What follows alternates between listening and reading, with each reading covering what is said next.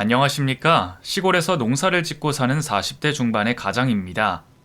작년에 예쁜 아들 녀석이 태어나 더할 나위 없이 행복한 시간을 보내고 있는데요.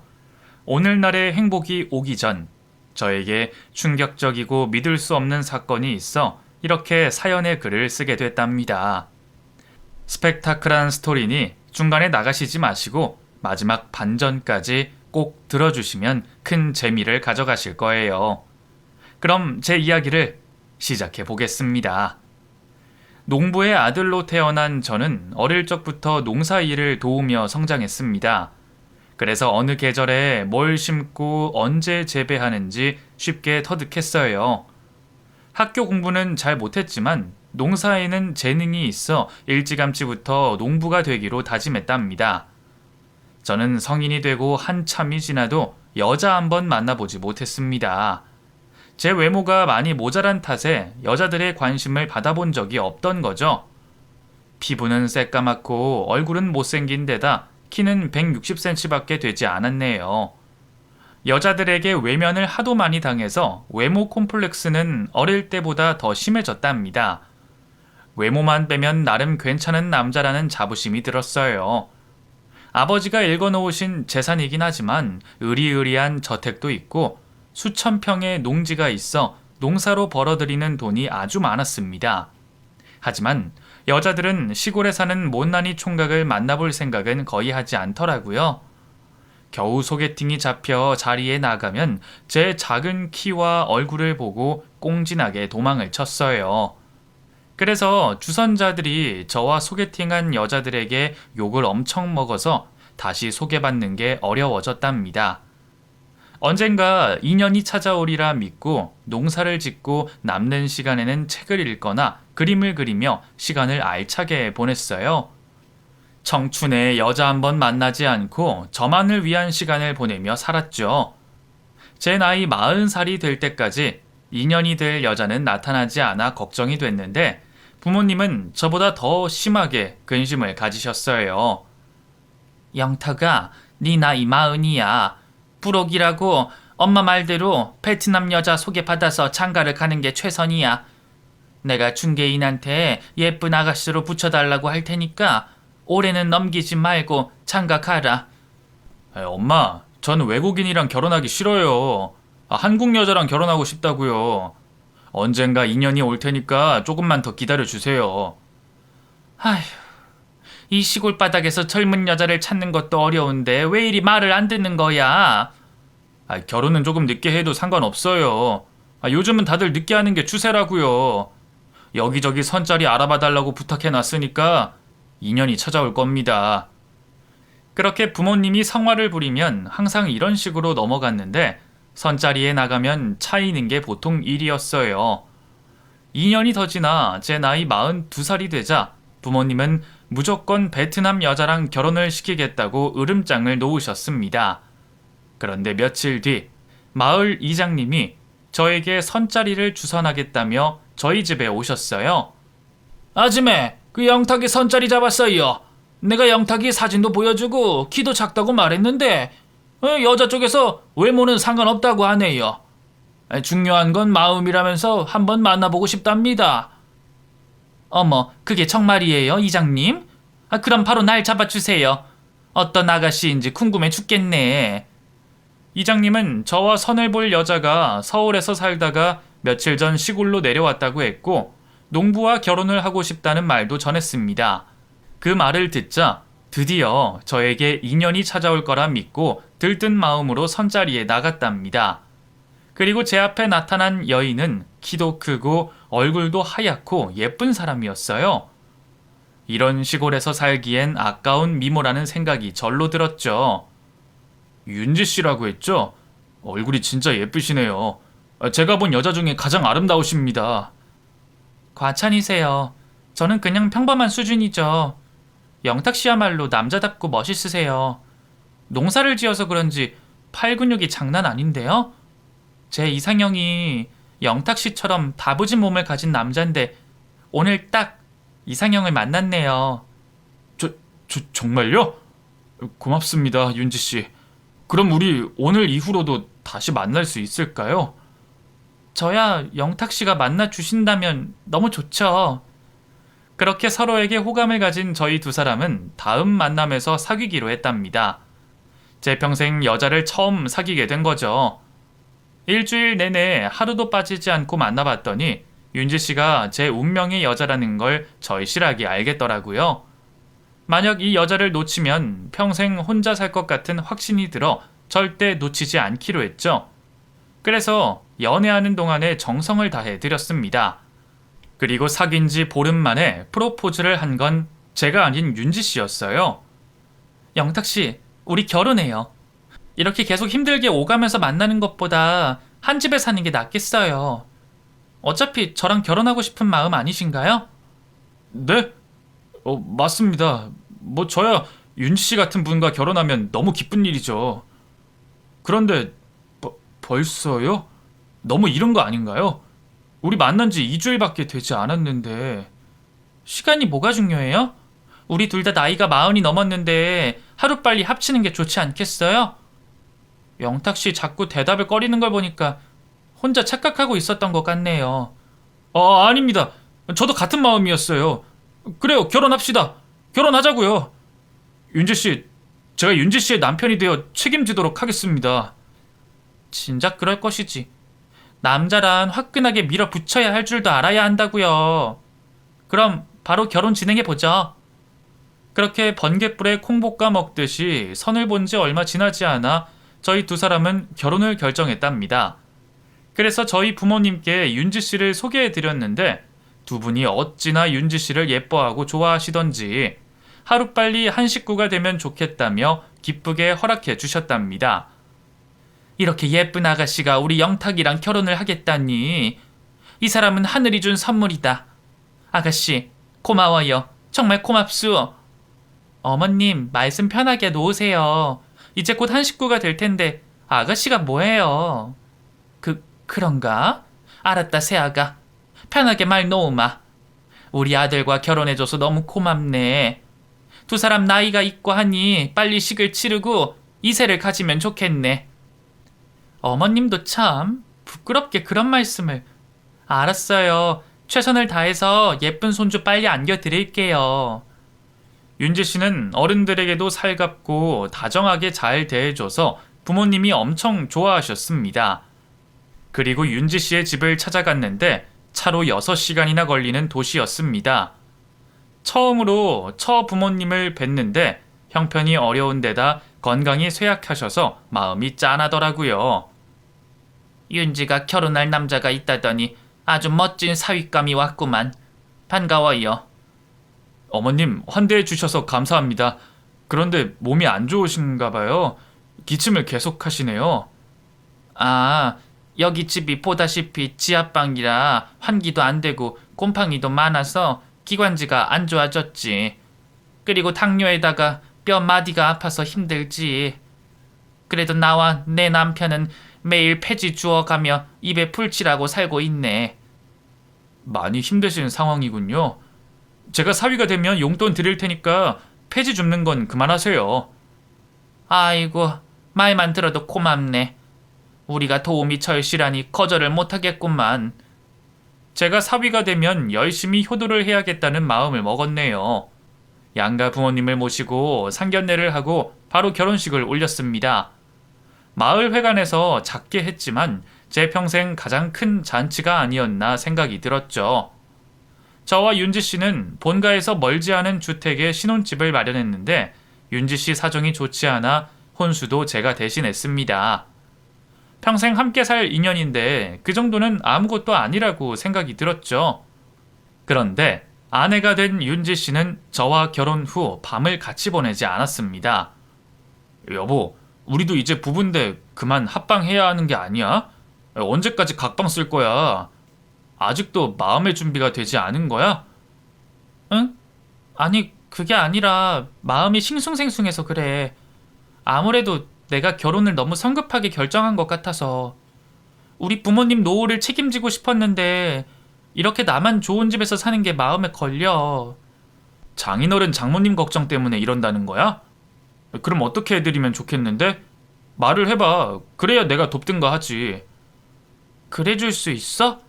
부모님이 지하에 사는 거랑 폐지를 줍고 사시는 게 마음에 걸려. 당신이 경제적으로 도움을 준다면 내 마음을 잡을 수 있을 것 같아. 우리 부모님한테 1억 정도만 도와줄 수 있어? 1억? 그렇게나 많이? 내가 다달이 용돈 드리면 안 될까? 용돈으로 집을 구할 순 없잖아. 당장 집다운 집을 마련해 드리고 싶단 말이야. 자가는 아니더라도 전세 정도는 해드리고 싶어. 그럼 내 마음이 편할 것 같아. 혹시 부담되면 못 들은 걸로 해도 돼. 고민이 되긴 했지만 제가 돈이 없는 것도 아니고 가난한 처부모님을 위해 못 해드릴 이유가 없어 흔쾌히 1억을 드리기로 결정했답니다. 좋아, 1억 드릴게. 일단 전세로 마련해 드리고 나중에 전세가 끝나면 자가로 마련해 드릴게. 생각해보니까 계속해서 지하방에 살게 두는 건 아닌 것 같네. 내 생각이 짧았어, 여보. 정말? 진짜 고마워, 여보. 이제야 부모님 걱정 덜 수 있을 것 같아. 내가 이 은혜를 두고두고 갚을게. 사랑해, 여보? 그럼 싱숭생숭한 고민 풀렸으니까 오늘부터 한 방 쓰면 되겠지? 그리고 여보, 우리 아직 혼인신고를 하지 않았네. 내일은 읍내 나가서 혼인신고하자. 혼인신고? 여보, 뭘 그렇게 서둘러. 그러지 말고 우리가 애기 낳으면 그때 한꺼번에 같이 하자. 애기 낳으면? 아이가 언제 생길 줄 알고 미루자는 거야. 여보, 난 당신이랑 법적으로 빨리 부부가 되고 싶다고. 혼인신고를 급하게 할 필요가 있어? 내가 당신을 두고 어디 도망가는 것도 아니잖아. 난 이제 당신의 그늘 아래서만 살 거야. 말은 고마운데 아이를 낳을 때까지 기다리자고? 난 빨리 하면 좋겠는데. 하지만 아내는 아이가 금방 생길 거라며 제 말을 들어주지 않았습니다. 그래서 전 일주일 정도 기분이 떨떠름한 걸 겨우 숨기고 지내고 있었는데 아내가 임신을 했다며 기쁜 소식을 전했답니다. 여보, 나 임신이래. 임신 테스트기로 해보고 2줄 나와서 산부인과에 찾아갔더니 임신이 맞대. 뭐? 임신?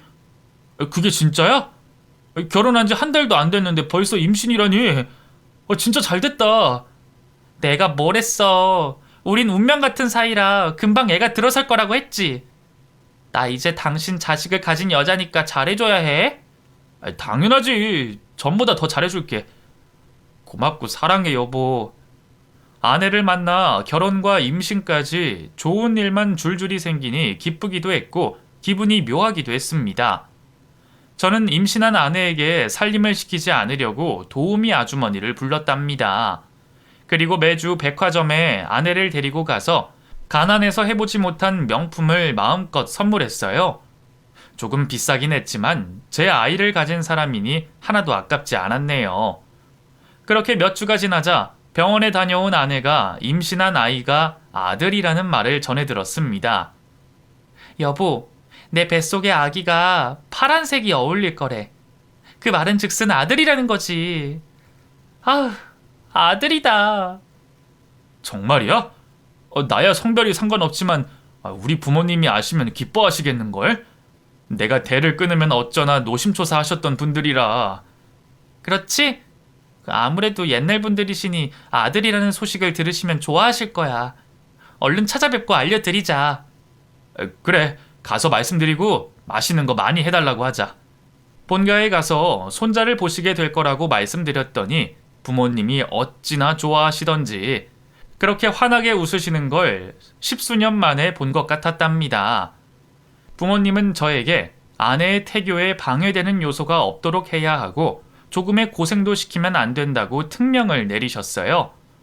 제가 이미 가사 도우미도 쓰고 있고 음식도 푸짐하고 비싼 걸로 사주고 있으니 아무 걱정하지 말라고 말씀드렸네요.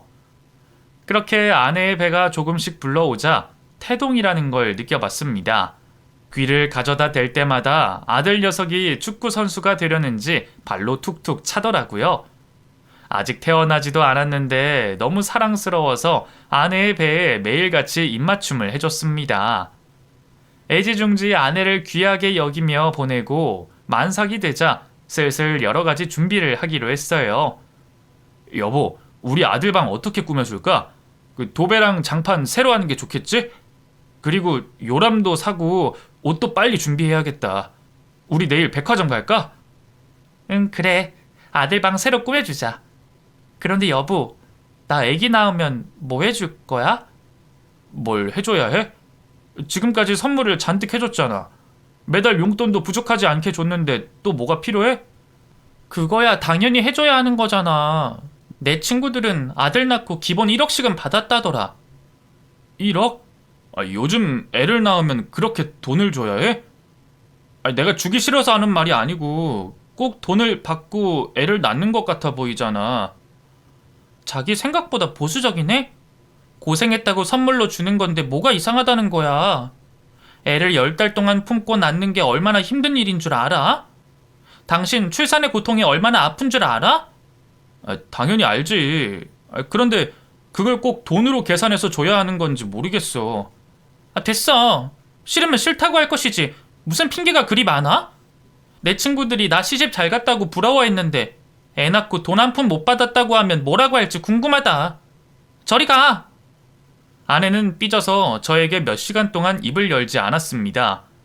제가 나중에 애를 낳고 살면서 조금씩 나눠주겠다고 했는데도 고개만 절레절레 돌리더라고요. 그래서 고민에 빠지게 됐는데 아내의 집안 형편을 떠올리다 보니 안쓰러운 생각이 들었습니다.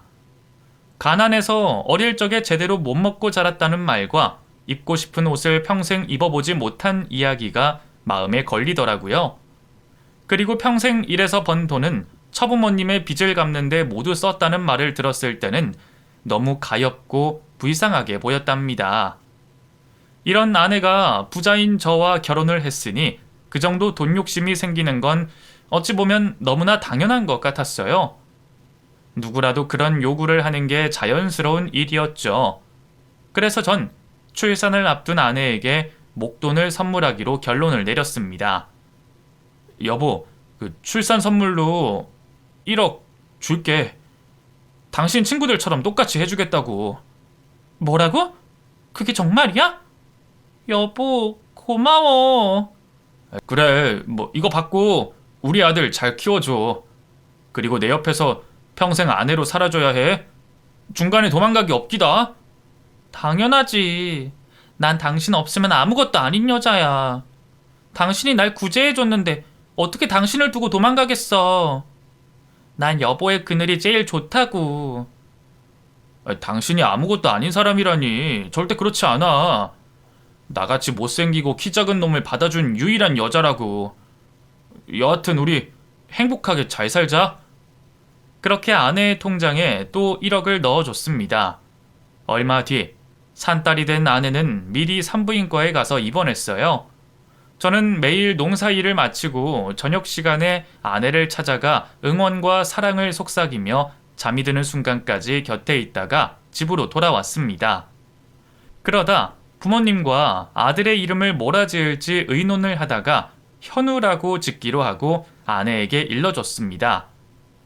여보, 곧 태어날 우리 아들 말이야. 이름을 현우로 짓는 게 어때? 부모님이 정해주신 이름인데 괜찮아?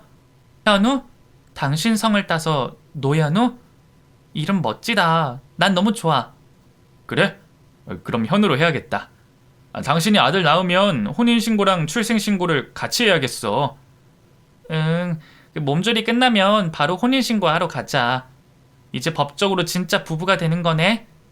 뭔가 새롭고 기대가 되는데? 나도 그래.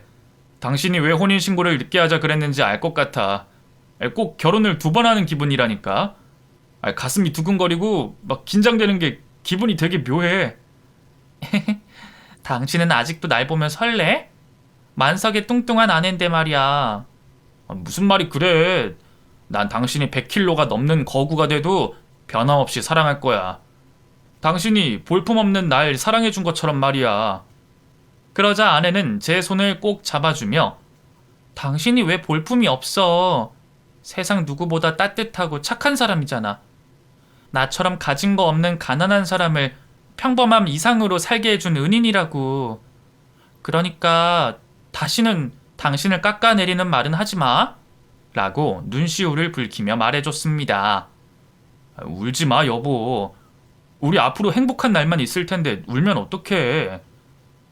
내가 남자를 너무 잘 만나서 좋아서 그래. 저는 무거운 분위기를 가볍게 바꾸려고 말을 돌렸습니다. 사흘 뒤가 예정일이지? 응, 이제 진짜 얼마 안 남았다. 엄마가 되는 게 아직 믿기지 않아. 당신은 아빠 될 준비가 됐어? 나? 글쎄, 최선을 다해야지. 처음부터 완벽한 부모는 세상에 없다니까 같이 잘 키우면 좋은 아이로 성장할 거야. 그래, 최선을 다하고 사랑 많이 주는 부모가 되자. 저와 아내는 병실에서 출산 전날까지 감성적인 대화를 나누며 사랑을 속삭였습니다. 그런데 출산 예정일 전날, 아내가 급하게 돈이 필요하다는 말을 하더군요. 이번에도 처부모님 때문이었습니다. 여보, 당신한테 이런 이야기 죽기보다 하기 싫은데 마지막으로 우리 부모님 도와주면 안 될까? 내가 전에 말했었지. 그 아빠가 사업하고 망한 게 한두 번이 아니라고. 그런데 얼마 전에 당신이 해준 전셋집을 담보로 대출을 받아서 말도 안 되는 사업해서 또 말아먹었대. 이게 몇 번째인지 모르겠어. 그러셨구나. 그럼 내가 해결해 줄게. 대출금이 얼마나 되는데?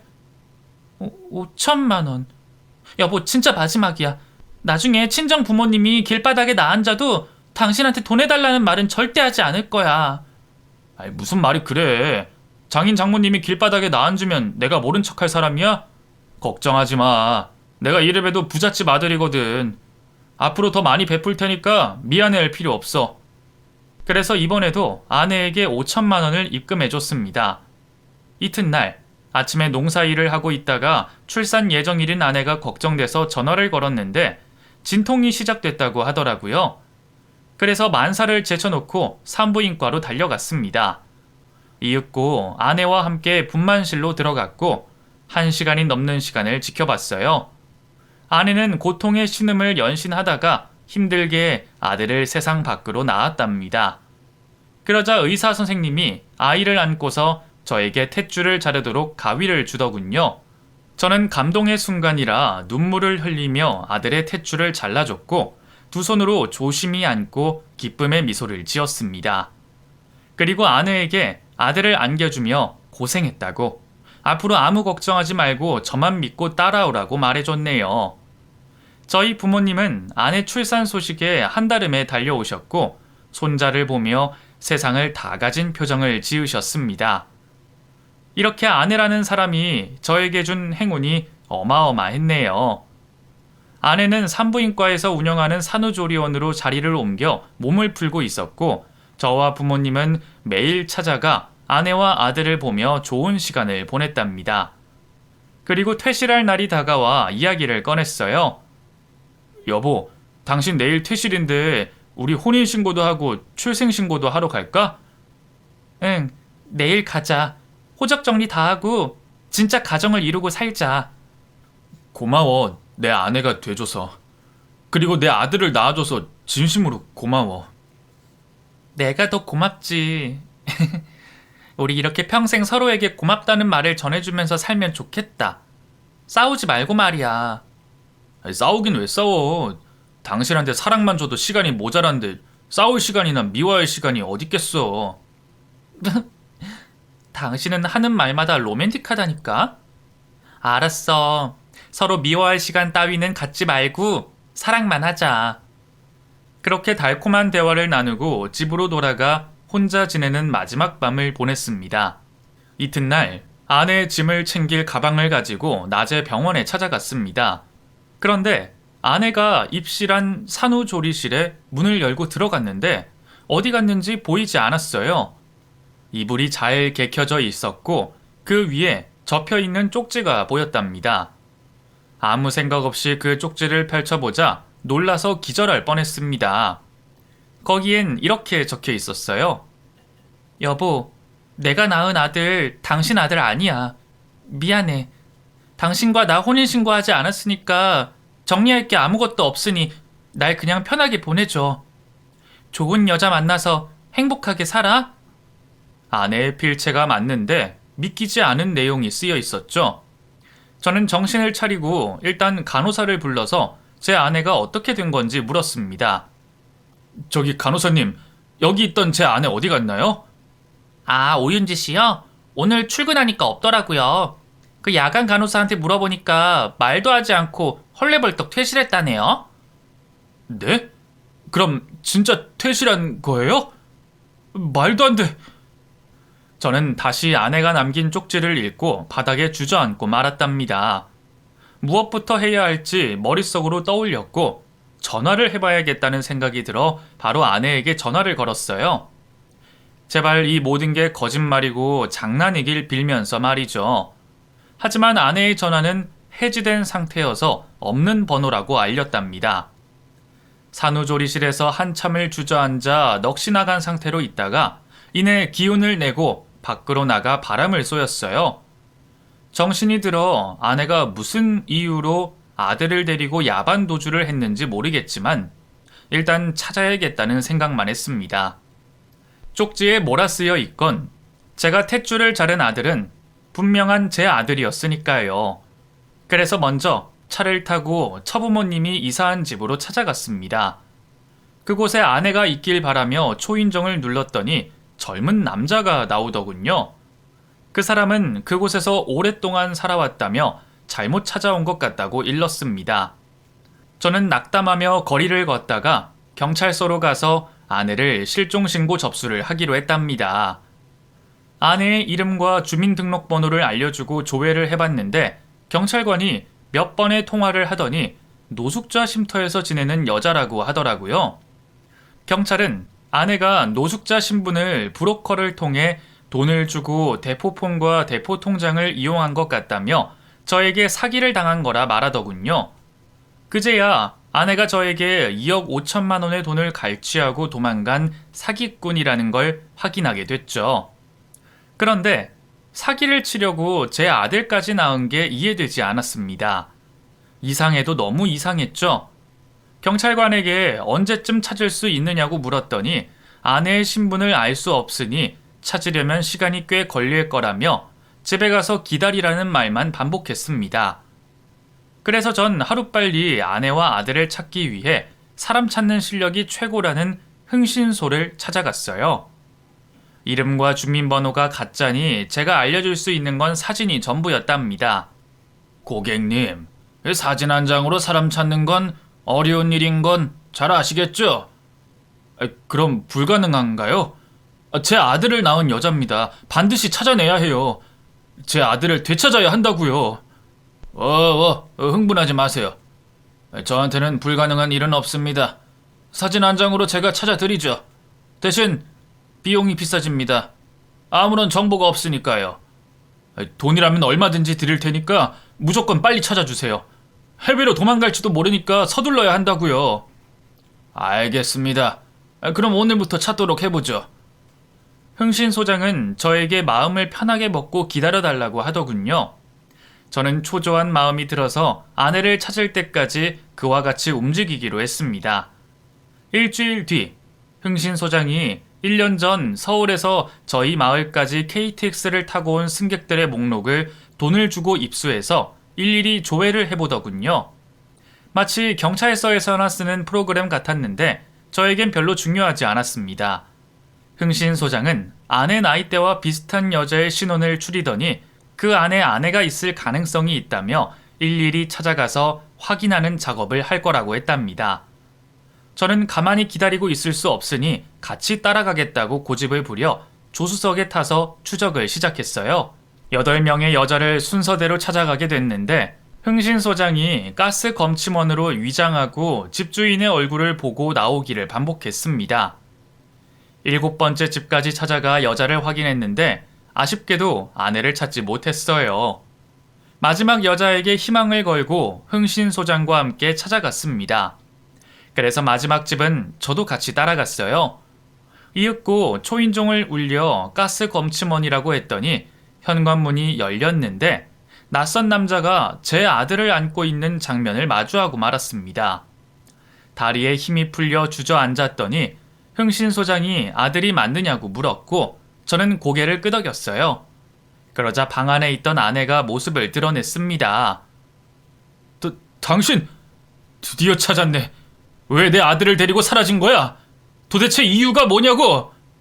오윤지, 너 누구야? 그러자 아내는 저를 보고 고개를 갸웃거리며 누구세요? 누구신데 알아들을 수 없는 말을 하시는 거죠? 오윤지라뇨. 제 이름은 김성희예요. 잘못 찾아오신 것 같은데 그만 나가시죠. 라고 저를 모른 척 하더군요. 지금 나랑 장난해? 일주일 전까지 당신과 부부로 지낸 남편이잖아. 당신 정체가 뭐야? 사기꾼이야? 옆에 있는 남자도 공범인 거야? 이봐요. 당신이 말해봐요.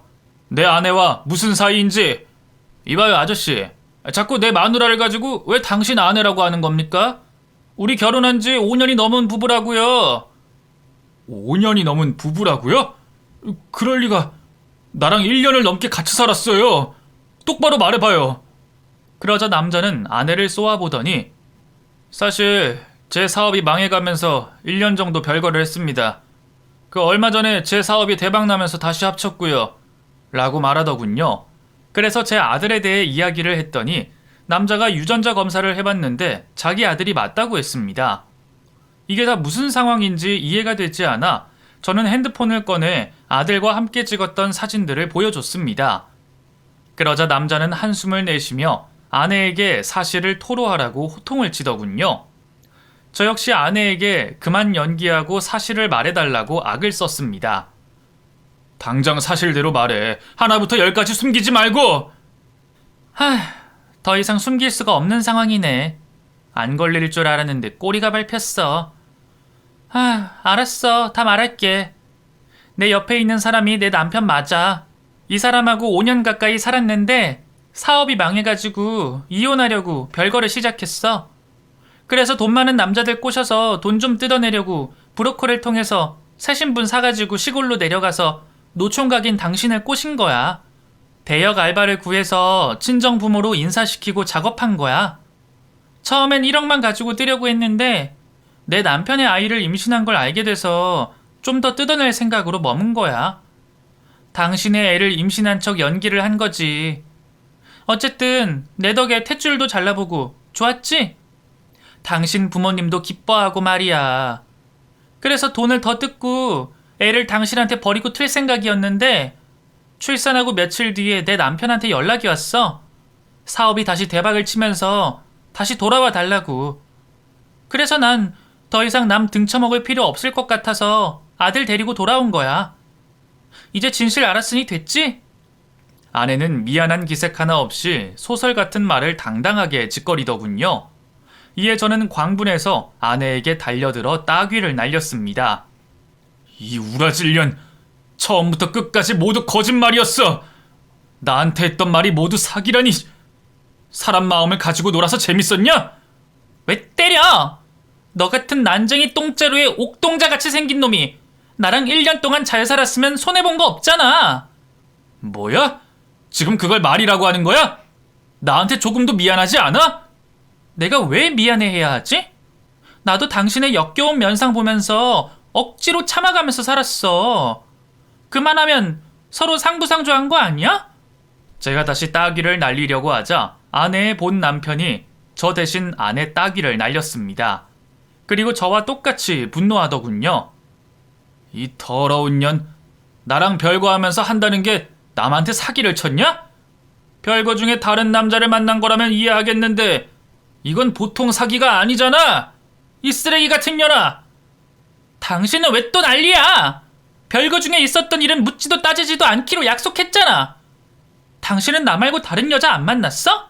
아니잖아. 그렇다고 당신처럼 사기는 치지 않았지.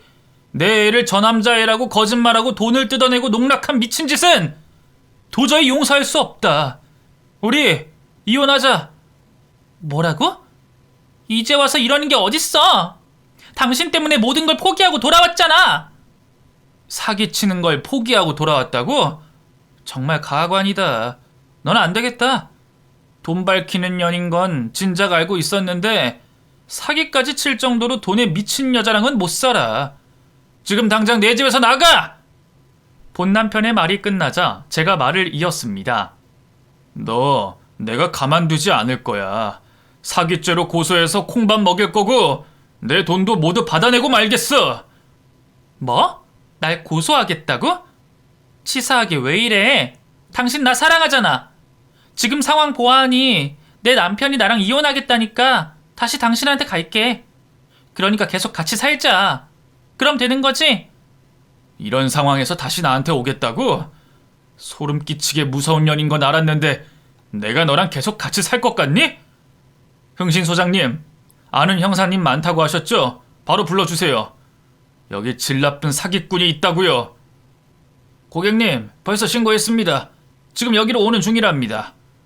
막다른 길에 몰린 걸 알게 된 아내는 그제야 실감이 됐는지 제 앞에 넙죽 엎드려서 용서를 빌었습니다. 여보, 미안해. 내가 거짓말을 한 건 인정해. 하지만 당신과 나눴던 사랑의 대화는 모두 진심이었어. 나 사실 아직도 당신 사랑해. 그러니까 경찰 부른 거 취소해줘. 제발. 조금 전에 난쟁이 똥자루에 옥동자같이 생긴 나를 보면서 사는 게 곤욕이라고 하지 않았어? 역겨운 걸 참으면서 1년을 살았다며. 그런데 감옥 갈 생각하니까 바로 표정이 바뀌네? 예전에 날 사랑한다고 연기했던 것처럼 말이야. 도대체 당신 얼굴은 몇 개야? 여보, 앞으로 시키는 대로 다 할게. 내 남편하고 이혼하고 당신이랑 정식으로 혼인신고하고 자식도 낳아줄게. 농사도 짓고 시키는 거 다 할 테니까 제발 날 살려줘. 내가 미쳤냐? 너 같은 년이랑 다시 결혼 생활하게? 그만 닥치고 깜빵 갈 준비나 해. 그리고 내 돈도 다 돌려줘야 할 거야. 돈? 알겠어. 돈은 아직 쓰지 않아서 그대로 있어. 그거 다 돌려줄 테니까 경찰만 부르지 마. 저는 대답하지 않고 고개를 돌려버렸고 잠시 후 형사들이 들어와 아내를 사기 혐의로 체포했습니다. 본 남편은 아들을 안고 씁쓸한 표정을 짓다가 이내 방으로 들어가 버렸고 저는 경찰 조사를 받고 각자 갈 길을 가게 됐어요. 얼마 뒤 제 피해 금액인 2억 5천만 원은 그대로 돌려받게 됐습니다. 그나마 돈을 잃지 않아 다행이었죠. 또 아내는 사기 혐의로 징역을 가게 됐고 본 남편에게 이혼 소송까지 당해서 빚을 내어 위자료를 줬다고 하더라고요. 이렇게 저의 첫 여자이자 첫 아내인 오윤지, 아니 김성이라는 사기꾼은 시궁창으로 떨어지며 끝이 났습니다. 모든 일을 끝마친 저는 본가로 돌아가 진실을 밝혔어요. 부모님은 너무 놀라서 혼절까지 하셔서 며칠 동안 누워서 시름시름 앓으셨습니다. 그러다 얼마 뒤 정신을 차리시고는 저에게 액땜했다 치고 베트남 여자를 만나서 결혼하라고 설득하시더군요. 영탁아, 이번 일을 계기로 한국 여자가 얼마나 무서운지 알았지? 그만 베트남이나 필리핀 여자 만나서 결혼하는 게 어떻겠니? 네, 좋아요. 저도 한국 여자라면 치가 떨려요. 물론 좋은 여자도 많겠지만 제 외모로 평범한 한국 여자를 만나는 건 불가능하니 외국 여자와 결혼하도록 할게요. 그래, 잘 생각했다, 영탁아. 그 외국 여자도 잘만 만나면 말도 잘 통하고 행복하게 잘 살 수 있어. 우리 마을의 절반이 외국인 며느리인 건 너도 알잖니? 네, 잘 알죠. 다들 평범하게 아이도 낳고 잘 사는 거 알아요. 저도 그렇게 살도록 할게요. 아버지, 엄마, 저 때문에 마음고생 많이 하셨죠? 손주 보고 행복해 하셨는데 면목이 없습니다. 앞으로 잘 사는 모습으로 되갚아 드릴게요. 그렇게 부모님의 말씀을 듣기로 하고 중개인을 따라 베트남으로 날아가서 예쁘고 마음씨 고운 여자를 한국으로 데려와 결혼식을 올렸습니다. 처음에는 말이 통하지 않아 힘들었는데 함께 산 지 1년이 지나자 한국말을 곧잘 하기도 했고 대화가 잘 통하기도 했답니다. 그리고 열정적으로 사랑했더니 아이를 갖게 됐고 이듬해 진짜 제 아들이 태어났어요. 이번에도 탯줄을 잘랐는데 떠나보낸 가짜 아들이 생각나더라고요. 아주 잠시였지만 많은 사랑을 줘서 그런지 보고 싶은 마음이 들었네요. 하지만 지금의 제 아들이 더 사랑스럽고 귀하기 때문에 금세 마음에서 가짜 아들의 존재를 지웠습니다. 지금 제 나이가 40대 중반이라 그런지 몸 여기저기가 조금씩 고장이 나고 있네요. 하지만 제 아들이 이제 첫 돌을 막 넘긴 애기라서 20년 이상은 아프면 안 될 것 같습니다. 여러분이 저에게 열심히 일하고 가정을 잘 돌보라고 응원의 한 말씀을 남겨주시면 건강하고 행복하게 오래오래 살도록 하겠습니다. 그럼 이만 글을 마칩니다. 모든 가정에 사랑이 넘치시길 바랍니다. 안녕히 계세요.